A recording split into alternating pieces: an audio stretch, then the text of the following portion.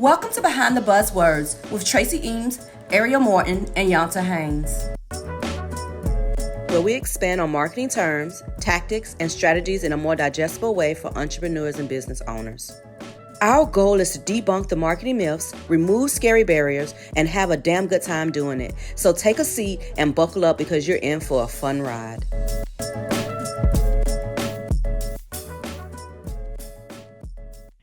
Hey everybody, welcome to our first episode of Behind the Buzzwords.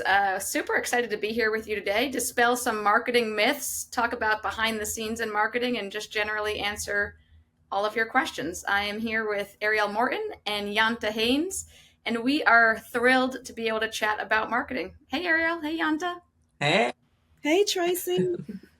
So we just wanted to first do our first episode to tell you a little bit about why we're here and why we decided to do a podcast. So I will turn it over to Yanta, but we're going to first kind of check in on what got us into marketing in general. Oh, that is an amazing question.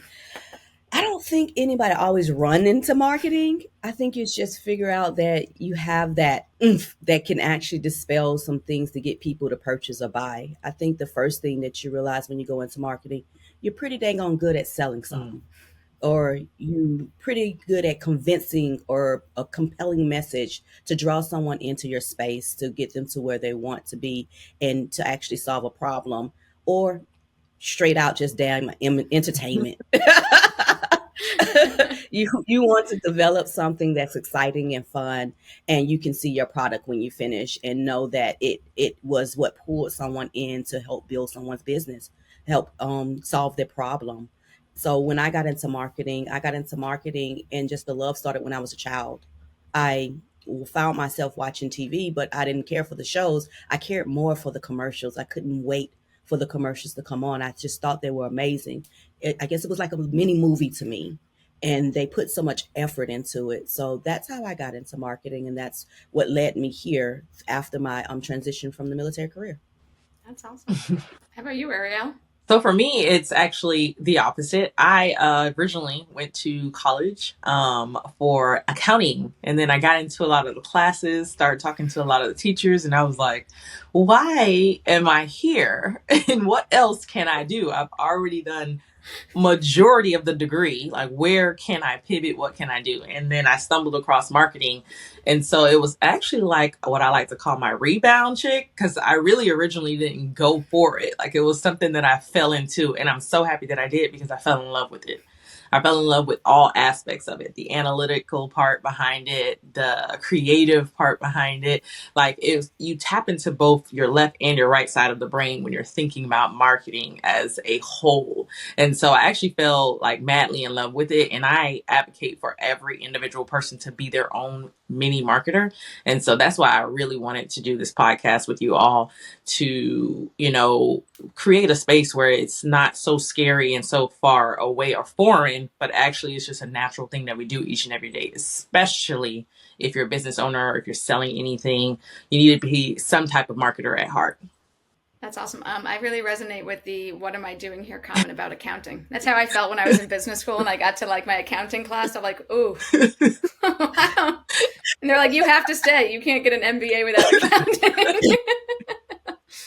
I raised my hand for that too, Tracy. I think that was when that CPA, and then when you go to legal, the legal yes, part of it. I was like, I gotta take accounting 3 with my master's. I was like, I thought I was done. Like somehow I got tricked into being in accounting, but for marketing, I also was never planning on a career in marketing. I started off in sales, so the closest I got to marketing was a lot of shopper marketing. And so like what happens at the shelf and how do you help consumers make those decisions? And then I was working for a brand that moved me to the UK to start to build out our European brand.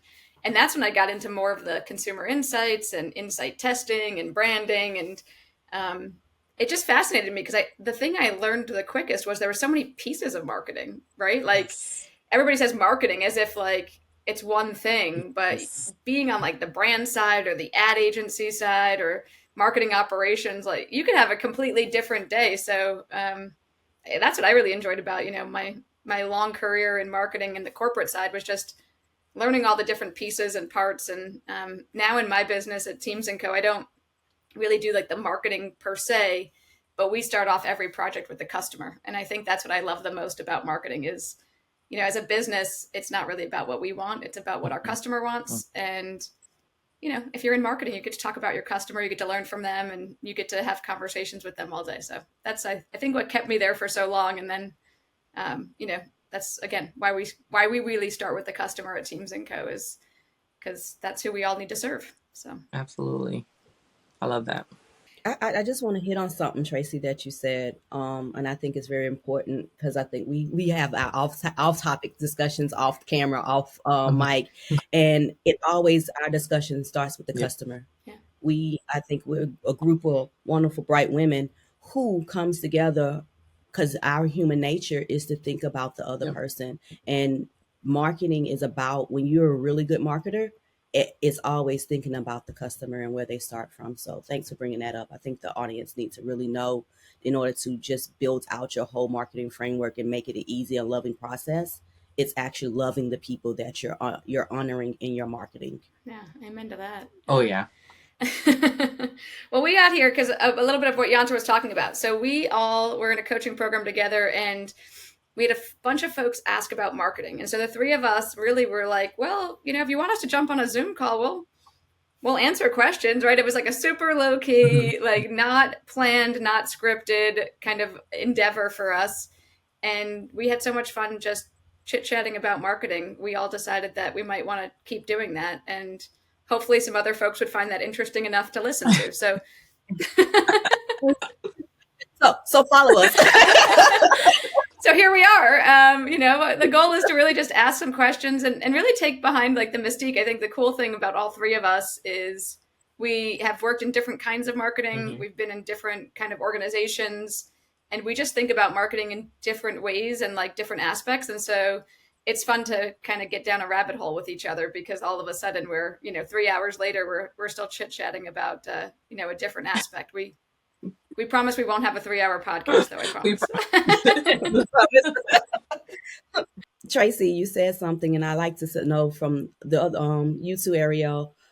What hit me was that you said that we all have different perspectives of Yeah. marketing. I think all of us have an MBA on No. here. It's Although a bachelor's in business. okay, MBA and bachelor's. But I wanted to bring that up to say that you don't have to have these Right. degrees to love and do Mm-mm. marketing. My love for marketing, as I stated, came from when I was a child. And my career comes from military. So my perspective of marketing comes from behavior, human behavior. And I'm a certified neurolinguistics practitioner.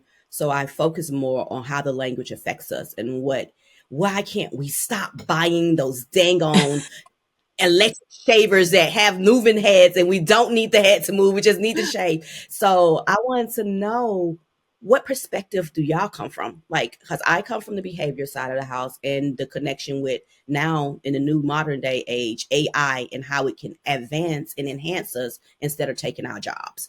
Arielle, Ooh, this you is want to go? good. Yes.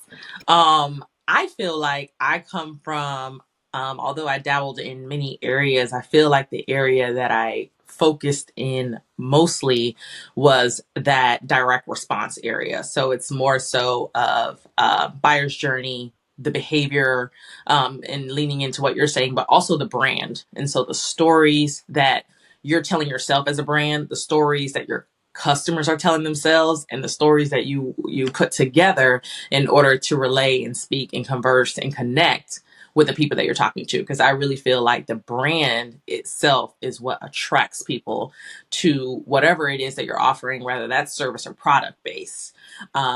It really is about how can I see myself, the consumer, with your product offer or service. How does it play into me, and what stories are you telling? And that has all to do with how you're showing up, what you believe, your values, and things like that. So through my direct response journey of really trying to understand the customer journey and the consumer in itself, I noticed that brand, and it's beyond the website, the logo, the pretty photo shoot. It really is the bare bone foundation of who you are at your core, the stories you tell yourself, the stories your clients are telling themselves, and the stories you put together. So That's awesome. I do love the insights part of it, and but I think that my favorite part of marketing is probably the most well, the least appealing to people. Which I love the marketing operations of things. So after spending my career in corporate, the one thing I loved doing was trying to figure out how to make it simpler, and how to get the team all organized in the same fashion. And I think a lot of times when you're in an organization, especially larger organizations, people want to do everything. They're like, let's do this and let's do this, and this is the new shiny thing, and like let's do it. And then you're like, whoa, we if we're gonna do this well, we really can't do that many things. And then also kind of the behind the scenes, and this is what I work with a lot today, is how do you make your marketing more effective by actually coordinating that across all your teams, right? So if you say you want to have a great customer experience, but your goal in customer service is to get people off the phone in 30 seconds, there's a disconnect, right? So like they've seen this pretty ad, but then when they call you, they have like a completely different experience. Or, you talk about how great the product is, but if in marketing I don't tell operations about that and we run out of stock, then all of a sudden customers are getting a delay in getting their stuff because we didn't plan properly. And so, I think there's a lot of super exciting, super shiny things in marketing. And I always find myself coming back to like, okay, how do we simplify it? How do we smooth out the operations of our team? And how do we do it effectively so that way we actually get the impact we want? And so, yeah, editing, I think, is where I've always landed. I love that though. Like simple, keep it simple, and I think a Yeah. lot of people try to, it's nothing wrong with looking at the big picture. In fact, it's necessary. But if you come at it trying to tackle the big picture versus thinking about, all right, what are the individual steps and the strategy in each area that I actually need to hit to show up and connect with my folks, and making those steps very simple, it won't seem so robust or so impossible or sometimes overwhelming. A lot of people refer to marketing as hard, difficult, overwhelming, stressful, and they're like, I don't want any parts of it. And it's like, okay, do you want a business or not? Because you're gonna need it. Like you're gonna need this portion of it. And if you stop trying to look around at everyone else and more so try to look down into your business and see again where those strengths lie, where you are most strongest, and how you can connect and relate to those folks, keeping it simple is what really truly allows you to be authentic, connect with Yeah. the right ideal client, and truly make that impact and that difference. I was just going to ask the audience, so let us know that what you're feeling about your marketing and how you're showing up on the and are you showing up the way you want to Right. show up? Yeah. If anything that we just said resonated with you, go ahead, Tracy. No, I was gonna say I think that it's something that you and I have talked a lot about. So I wanted to kind of like double click on it what Arielle said, which is like doing what other people do, right? And I think that's a common mistake in marketing, I would say, Yeah. is oh hey, Instagram worked for my friend or for this other entrepreneur I know, maybe I should do Instagram. Or oh, people keep telling me this, then I should do this. And I know I've heard you speak a lot about it, but I think it is one of the common pitfalls for folks in marketing is thinking, oh, hey, if so and so did this, this is automatically going to work for my business, not thinking about your customer might be different and they might get their information differently. They might be in a different channel. They may want different, things. And so just would love to hear your thoughts because I know that I've heard you talk a lot about this, about how do you make marketing your own? I love that you brought this up because when Ariel was talking, three things came to my mind.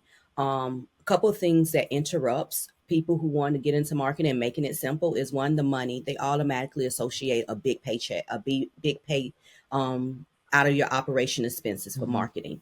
I'm going to say yes, you are going to get a big paycheck out of your marketing expenses in marketing if you're not doing marketing right. If you're doing marketing right, your money that you spend for marketing should feel like pennies for the money that you're bringing into your company because you're doing the marketing right. And then the sales, the other part that scares them in the marketing is they got to sell to somebody.